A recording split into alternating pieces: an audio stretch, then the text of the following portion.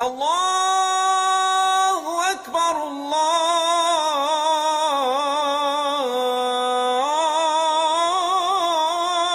اکبر۔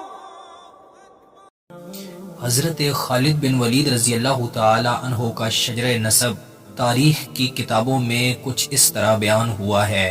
آپ رضی اللہ تعالی عنہ کا نام خالد، کنیت ابو سلمان تھی۔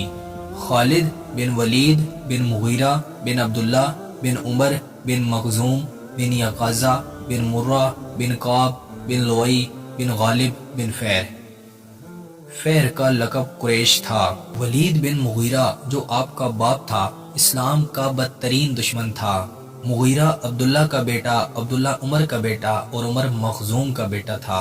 اسی مخزوم کی وجہ سے اس خاندان کو بنی مخزوم کا نام پڑا۔ ابو جہل کا تعلق بھی بنی مخزوم سے ہی تھا جو اسلام کا بدترین دشمن تھا، جو غزوہ بدر میں مسلمانوں کے ہاتھوں مارا گیا۔ ابو جہل کی لائف کو ہم الگ سے ڈسکس کر چکے ہیں۔ اگر ہم اپنے پیارے نبی حضرت محمد صلی اللہ علیہ وسلم کا شجرہ نسب اور حضرت ابوبکر صدیق رضی اللہ تعالی عنہ کا شجرہ نسب سامنے رکھیں تو ہمیں یہ معلوم ہوتا ہے کہ حضرت خالد بن ولید رضی اللہ تعالی عنہ کا شجرہ نسب 7ویں پشت پر حضرت محمد صلی اللہ علیہ وسلم سے مل جاتا ہے۔ آئیے جانتے ہیں محمد بن عبداللہ بن عبد المطلب بن ہاشم بن عبد مناف بن قصی بن کلاب بن مرہ پر آ کر ان کا شجرہ حضرت محمد صلی اللہ علیہ وسلم سے مل جاتا ہے۔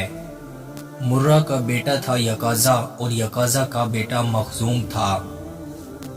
مخزوم کا بیٹا عمر کا بیٹا عبداللہ، عبداللہ کا بیٹا مغیرہ کا بیٹا ولید اور ولید کے بیٹے جناب حضرت خالد بن ولید رضی اللہ تعالی عنہ تھے۔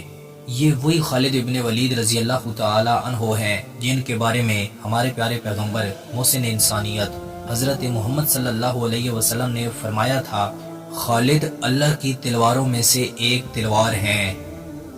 اور جب انہوں نے اسلام قبول کیا تو رسول اللہ صلی اللہ علیہ وسلم نے فرمایا تھا، آج مکہ نے اپنے جگر گوشے ہمارے حوالے کیے ہیں۔ ان کے ساتھ سیدنا عمر بن العاص اور سیدنا عثمان بن طلحہ ان دونوں نے اسلام قبول کیا تھا۔ آنے والی ویڈیو میں ہم ان کے والد ولید بن مغیرہ کے بارے میں جانیں گے۔ میں امید کرتا ہوں کہ آپ کو یہ ویڈیو پسند آئی ہوگی۔ مزید ایسی ویڈیو دیکھنے کے لیے ہمارے چینل کا وزٹ کریں، دوستوں کے ساتھ شیئر کریں۔